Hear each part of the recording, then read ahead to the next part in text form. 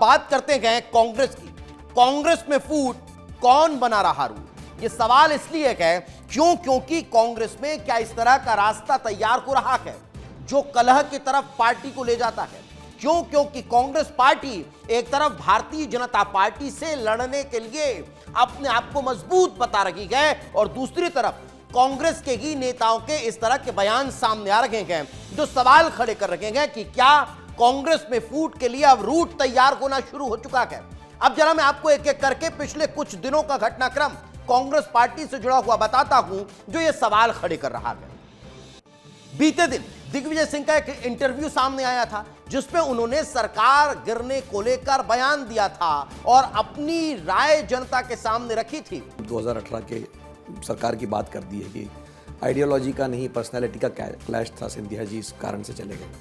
तो कहा यह जाता है कि आपके वजह से आपका क्लैश था, आपने एडवाइस किया कमलनाथ को कि कुछ नहीं होगा, आप सरकार चिंता मत करो, सरकार नहीं गिरेगी। बहुत गलत खबर है, ये प्रचारित किया गया। ऑन द कॉन्ट्रेरी मैंने वार्न किया था कि ये घटना हो सकती है और मैं नाम नहीं लेना चाहूँगा, जो कि एक शख्सियत है, इंडस्ट्रियलिस्ट है, वेल टू डू फैमिली से, उनके दोनों से अच्छे संबंध हैं। मैं उनके पास गया और जाने के बाद उनसे कहा कि देखिए इन दोनों की लड़ाई में सरकार हमारी गिर जाएगी, आप ज़रा संभालिए क्योंकि आपके दोनों के साथ संबंध है। तो उनका ठीक है, उनके घर में खाना रखा गया और उसमें मैं मौजूद था। मैंने बहुत कोशिश की कुछ मामला निपट जाए, लेकिन जो वहाँ पे काम करने के लिए जो इश्यूज़ थे उन पे जो तय हुआ था उसका पालन नहीं हुआ, ये बात सही है और मेरे सतत प्रयासों के बाद भी नहीं हो पाया। ये तो आप जो कह रहे हैं कि इंडस्ट्रियलिस्ट के घर पे बैठक हुई, कमलनाथ जी थे, जो सिंधिया जी थे, आप थे, तो क्या मतलब जो पालन नहीं हुआ वो क्या बात का पालन नहीं हुआ? छोटी मोटी बातें जो होती, ये करना चाहिए, ये होना चाहिए, तो ये हुआ था कि भाई ग्वालियर चंबल संभाग में जैसा हम दोनों कहेंगे वैसा कर देंगे वो।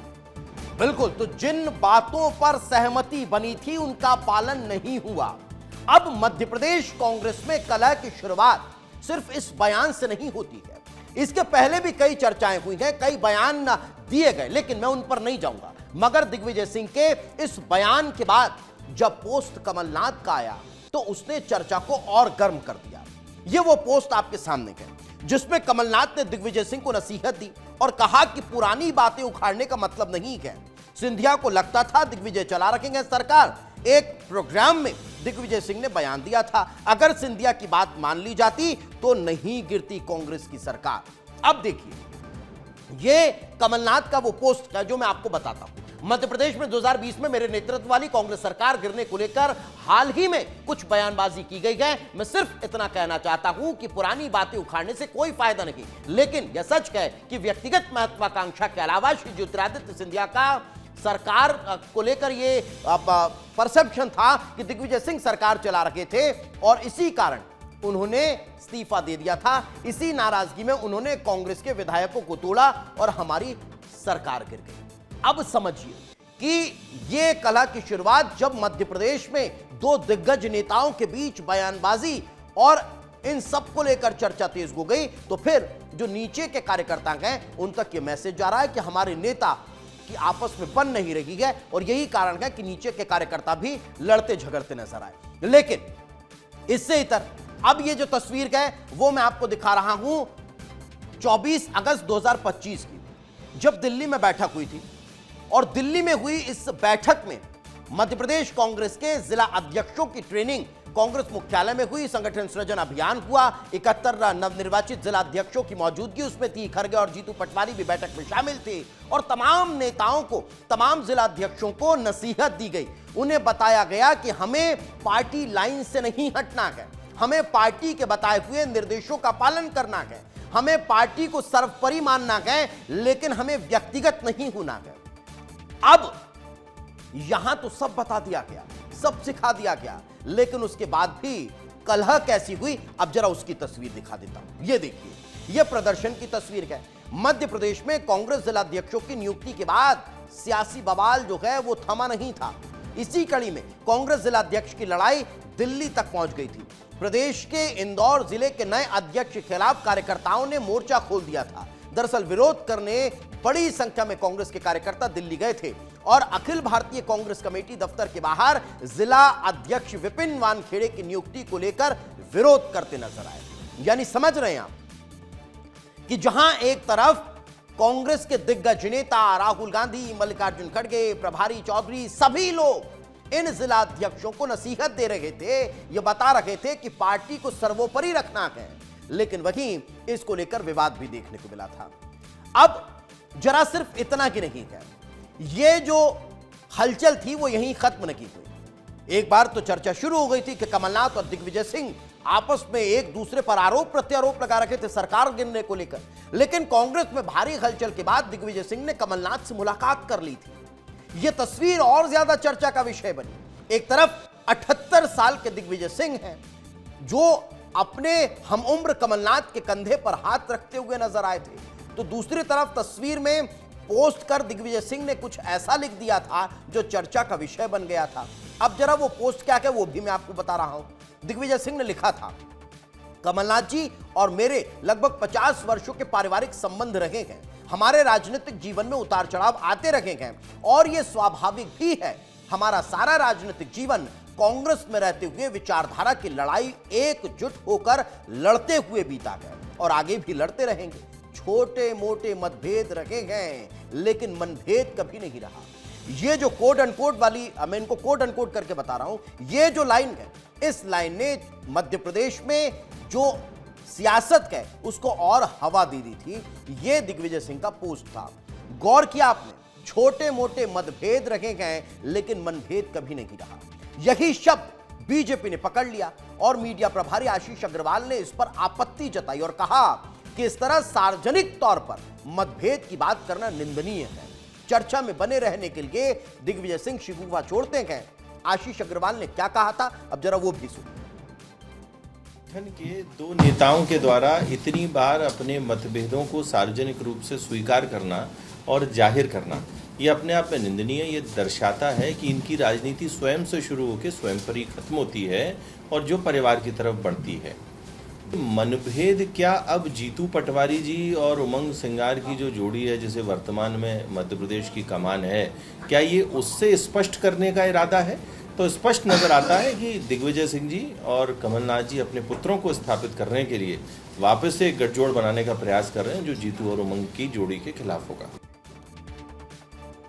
अब इस पूरे मसले पर दिग्विजय सिंह ने जो कहा था, जो मुलाकात हुई, उसके बाद जो पोस्ट आया, फिर इसके बाद विस्तार न्यूज ने सोचा कि क्यों ना दिग्विजय सिंह से इसको लेकर बातचीत की जाए।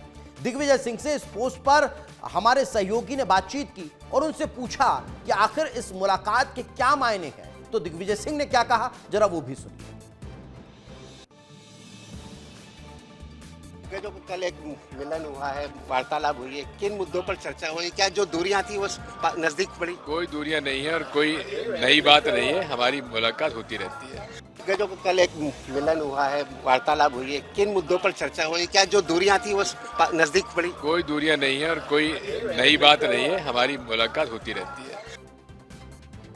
लेकिन ये कहते हैं ना कि राजनीति में हर बयान और हर मुलाकात का, हर तस्वीर का मायना होता है, उसका मतलब होता है, और यही मतलब आपको और हमारा निकालने का काम होता है। क्यों? क्योंकि पत्रकारिता इसे ही कहते हैं। अब ये मुलाकातों और वाद विवाद और बयानबाजी का दौर यहीं खत्म हो जाता तो लगता कि नहीं, मध्य प्रदेश कांग्रेस में अभी सब कुछ ठीक है।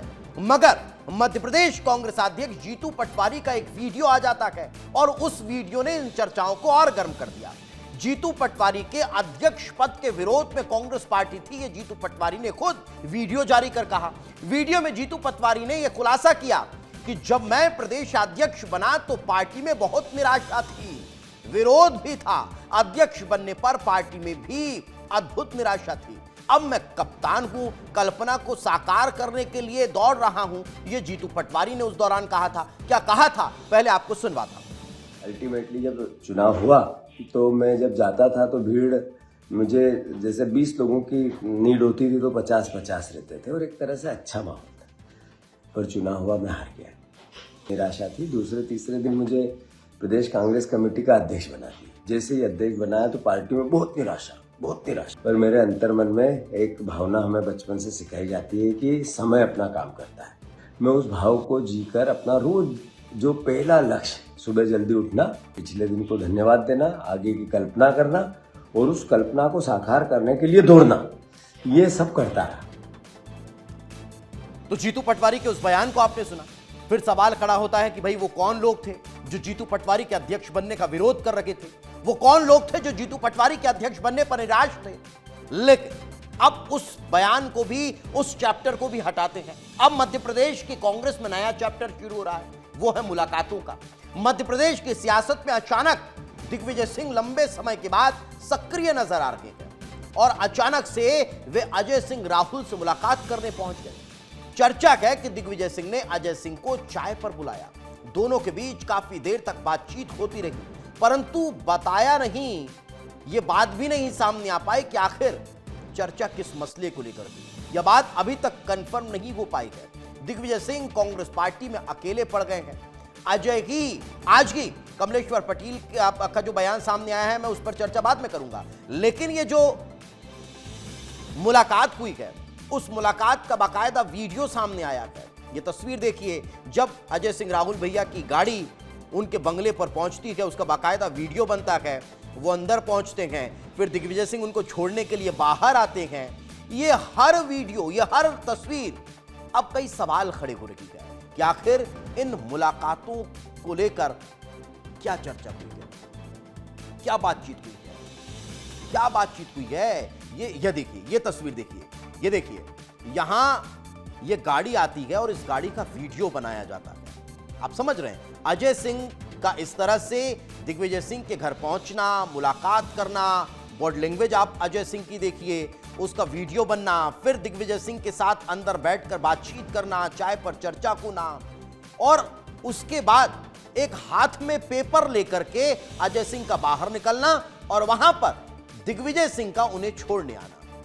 ये कुछ ऐसे ही नहीं होता है, इसके पीछे बहुत कुछ है।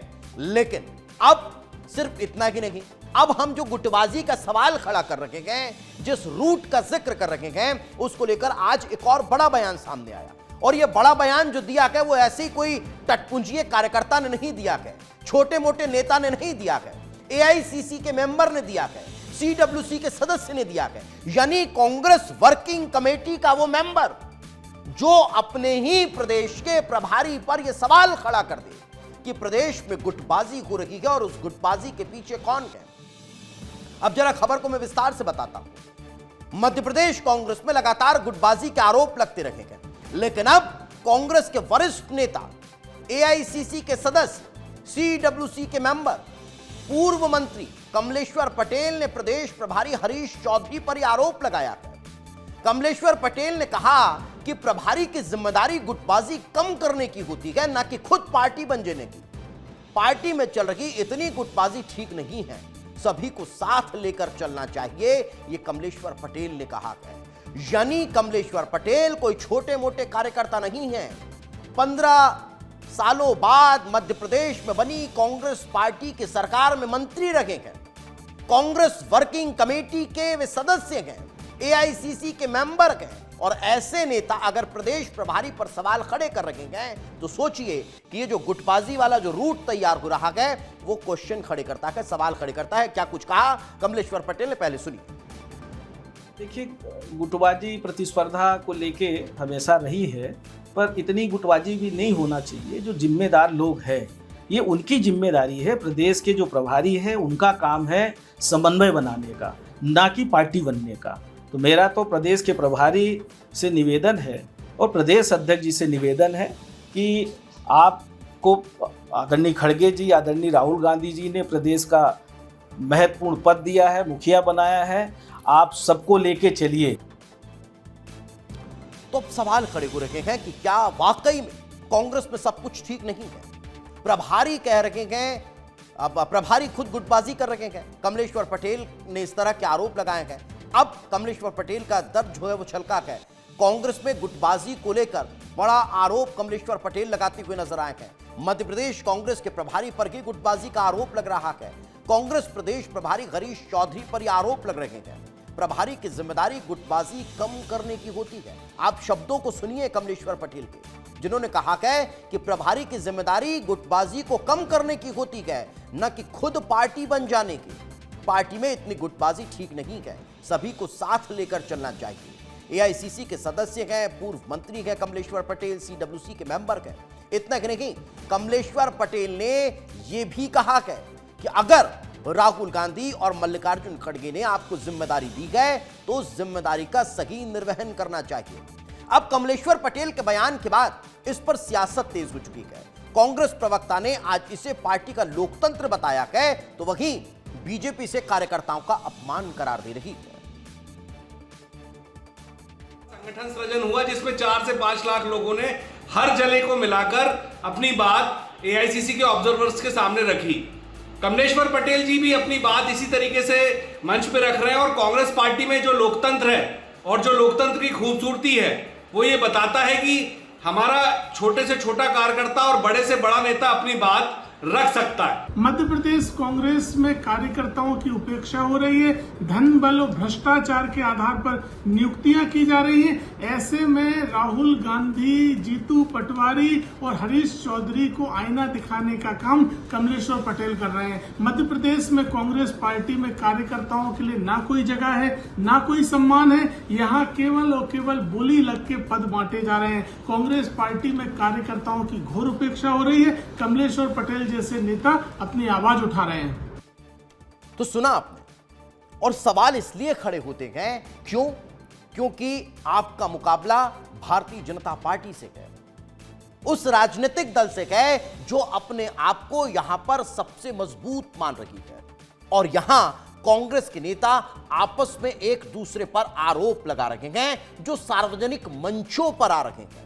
यही कारण है कि सवाल खड़े होते हैं। अब एक तरफ जीतू पटवारी प्रदेशाध्यक्ष है, दूसरी तरफ कमलेश्वर पटेल का बयान सामने आया। अब एक और तीसरे किरदार का जिक्र कर लेता हूं। बिल्कुल मैं बात कर रहा हूं उमंग सिंगार की। मध्य प्रदेश के नेता प्रतिपक्ष उमंग सिंगार का एक और बयान अब चर्चा का विषय बना हुआ है और इस बयान में उन्होंने सफाई पेश की है, लेकिन इससे इतर जो एक एम्बियंस सामने आया है उसने प्रदेश में चर्चा को और गर्म कर दिया है।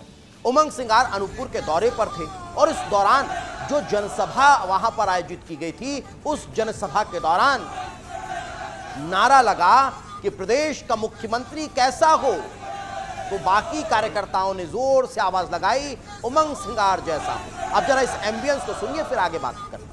मुख्यमंत्री कैसा हो, मुख्यमंत्री कैसा हो, मुख्यमंत्री कैसा हो, हमारा मुख्यमंत्री कैसा हो। तो ये सुना, ये नारेबाजी जो सामने आई, इसने प्रदेश में कांग्रेस पार्टी में हलचल को बढ़ा दिया कि अभी तो 28 में वक्त है, लेकिन उससे पहले ही अगर नेता प्रतिपक्ष के मुख्यमंत्री बनने को लेकर चर्चा शुरू हो रही है तो इसके पीछे कोई तो कारण रहा होगा। मगर यह तो जनता की मांग थी, कार्यकर्ताओं की डिमांड थी। अब इस पर उमंग सिंगार क्या कहते नजर आए, जरा वो भी सुन लीजिए। 2028 बहुत दूर है। पंडित जी बोले कि तो आपके मन में क्या है? मैंने पंडित जी को कहा कि मेरे मन में सिर्फ एक ही भावना है कि अंतिम सांस तक लोगों की सेवा करता रहूं, जन सेवा करता रहूं। तो ये ममता जानती कि मैंने उन्हें नहीं कहा कि मुझे मुख्यमंत्री बनना है। भाग्य की बात है, अलग बात है, क्या होना है मैं इस पर विश्वास नहीं रखता हूं। मैं जो आज है उस पल में जीता हूं और आज मैं आपके लिए क्या कर सकता हूं वो मैं सोचता हूं।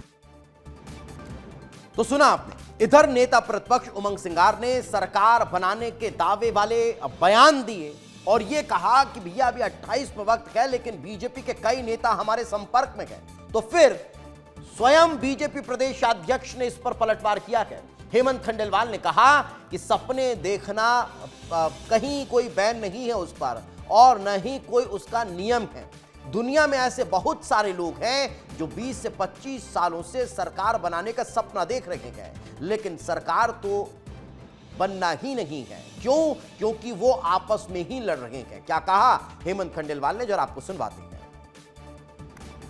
भाई साहब, किसके कौन संपर्क में, उनकी तो लड़ाई खत्म नहीं हो रही। और सपने देखने पे कोई बैन नहीं है, ना उसका कोई नियम है। और दुनिया में ऐसे बहुत सारे लोग हैं जो 20-25 साल से सपने ही देख रहे हैं। सरकार तो कभी बननी नहीं और ना बनना है। तो सुना आपने, सरकार तो कभी बननी नहीं और ना ही बनेगी। ये बीजेपी प्रदेश अध्यक्ष कह रहे हैं, जो आश्वस्त हैं कि कांग्रेस की गुटबाजी ही खत्म नहीं होगी। वो आपस में ही लड़ना बंद नहीं करेंगे तो बीजेपी से क्या लड़ेंगे।